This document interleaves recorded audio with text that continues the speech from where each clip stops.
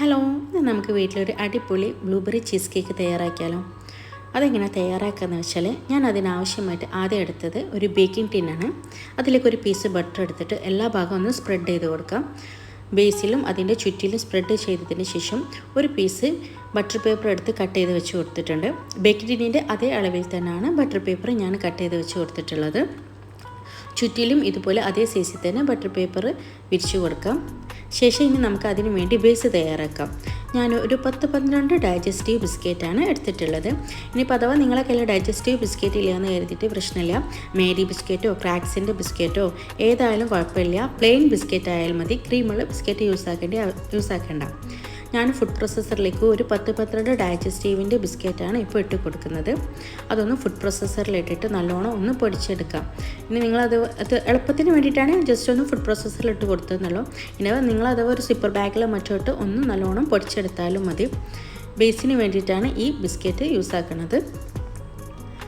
Cheese കേക്കിൻ്റെ ഈ base തയ്യാറാക്കുമ്പോൾ ആദ്യം ഈ ബിസ്ക്കറ്റാണ് ഇട്ട് കൊടുക്കേണ്ടത്.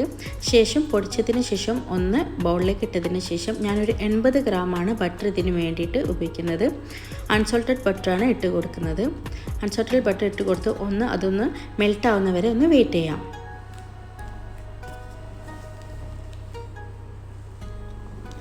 നല്ലോണം മെൽട്ടായതിന് ശേഷം നമുക്ക് പൊടിച്ച് വെച്ചിരിക്കുന്ന ഈ ബിസ്ക്കറ്റിലേക്ക് ചേർത്ത് കൊടുത്ത് ഒന്ന് നല്ലോണം മിക്സ് ചെയ്യണം.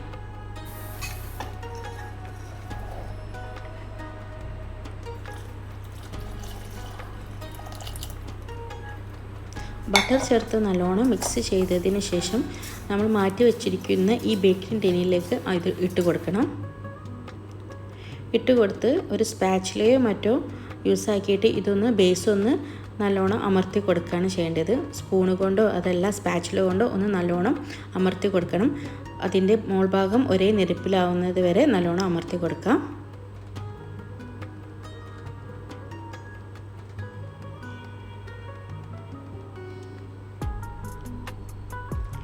ഇനി നമുക്കതിന് വേണ്ടിയിട്ടുള്ള സെക്കൻഡ് ലെയർ തയ്യാറാക്കാം. ഞാൻ 300 ഗ്രാമിൻ്റെ ക്രീം ചീസാണ് എടുക്കുന്നത്. പ്ലെയിൻ ക്രീം ചീസ് ആണ് എടുക്കേണ്ടത്. അത് നിർബന്ധമായിട്ടും എടുക്കുമ്പോൾ ക്രീം ചീസ് പ്ലെയിൻ ആണോ എന്ന് നോക്കണം. 300 ഗ്രാമിൻ്റെ ക്രീം ചീസ് ഇട്ട് കൊടുത്തതിന് ശേഷം ഞാനൊന്ന് എഗ് ബീറ്ററിൽ 1 മിനിറ്റ് ബീറ്റ് ചെയ്യുന്നുണ്ട്. ഓവർ ഫ്ലഫി ആവേണ്ട ഒന്നും ആവശ്യമില്ല. ജസ്റ്റ് ഒന്ന് ബീറ്ററിൽ 1 മിനിറ്റ് ബീറ്റ് ചെയ്താൽ മതി. ശേഷം അതിലേക്ക് ഞാൻ 1/4 കപ്പ് ഷുഗറാണ് ചേർത്ത് കൊടുത്തിട്ടുള്ളത്. 1/4 കപ്പ് ഷുഗർ ചേർത്ത് കൊടുത്തിട്ട് ഇതുപോലെ തന്നെ ഒരു അര മിനിറ്റ് ജസ്റ്റ് ഒന്ന് ബീറ്റ് ചെയ്തെടുക്കാം. എല്ലാ ഭാഗത്തും ബീറ്റ് ചെയ്തതിന് ശേഷം അതിലേക്ക് ഫ്രഷ് ക്രീം ചേർത്ത് കൊടുക്കുന്നുണ്ട്. ഫ്രഷ് ക്രീം ചേർത്തിട്ട് സെയിം ഇതുപോലെ തന്നെ ഒരു അര മിനിറ്റ് ജസ്റ്റ് ബീറ്റ് ചെയ്തെടുക്കാം. ഓവർ ഫ്ലഫി ആയി കിട്ടേണ്ടൊന്നും ആവശ്യമില്ല. എല്ലാ ഭാഗവും മിക്സ് ചെയ്യണം. അതിന് വേണ്ടിയിട്ടാണ് എല്ലാം ഒരു അര മിനിറ്റ് 1 മിനിറ്റ് ജസ്റ്റ് ഒന്ന് ബീറ്റ് ചെയ്താൽ മാത്രം മതി. ഫ്രഷ് ക്രീം ചേർത്ത് ബീറ്റ് ചെയ്തതിന് ശേഷം 2 മുട്ട പൊട്ടിച്ചിട്ട് കൊടുക്കാം. 2 എഗ്ഗ് പൊട്ടിച്ച് അത് നല്ലോണം 1 മിനിറ്റ് ബീറ്റ് ചെയ്ത് കൊടുക്കണം.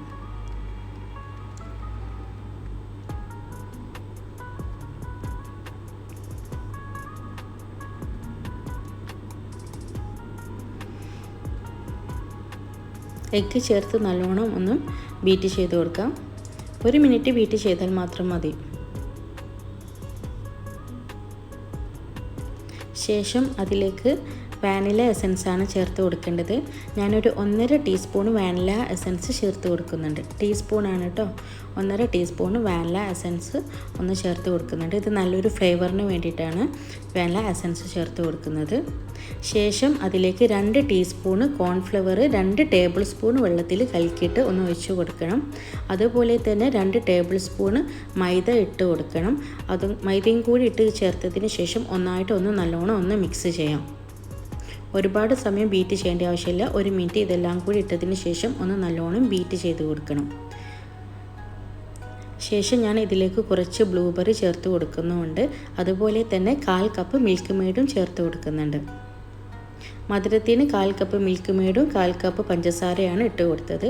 ശേഷം കുറച്ച് ലെമണിൻ്റെ സ്കിൻ ഭാഗം മാത്രം ഇതുപോലെ പീൽ ചെയ്തിട്ട് കൊടുക്കണം. അത് നിർബന്ധമായിട്ട് എടുക്കണം. നല്ലൊരു ഫ്ലേവറിന് വേണ്ടിയിട്ടാണ്. ഇനി നമുക്ക് ബാറ്റർ ഇതിലേക്ക് ഒഴിച്ച് കൊടുക്കാം. ശേഷം ഒരു നോൺ സ്റ്റിക്കിൻ്റെ പാത്രത്തിൽ ഇതുപോലെ റിങ് ഇട്ട് നല്ല ചൂടുവെള്ളം ഒഴിക്കുക. ചൂടുവെള്ളം ഒഴിച്ചതിന് ശേഷം നമ്മൾ ഈ ബേക്കിംഗ് ടിന് ഇതിലേക്ക് ഫോയിൽ കവറിൽ ഒന്ന് മൂടി വെച്ചിട്ട് ഇതിലേക്ക് ഇട്ട് കൊടുക്കാം. 15 മിനിറ്റ് മാത്രം ഒന്ന് സ്റ്റീം ചെയ്തെടുക്കാം.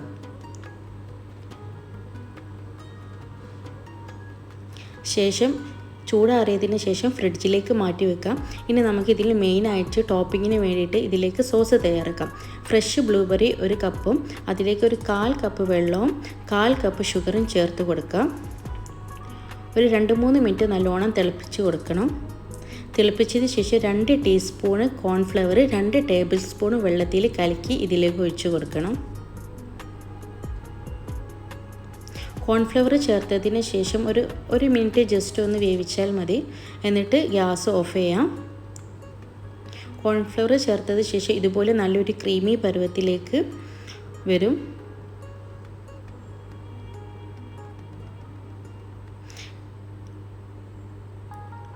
ഇതുപോലെ നല്ല ക്രീമി പരുവായി കഴിഞ്ഞാൽ ഗ്യാസ് ഓഫ് ചെയ്യാം.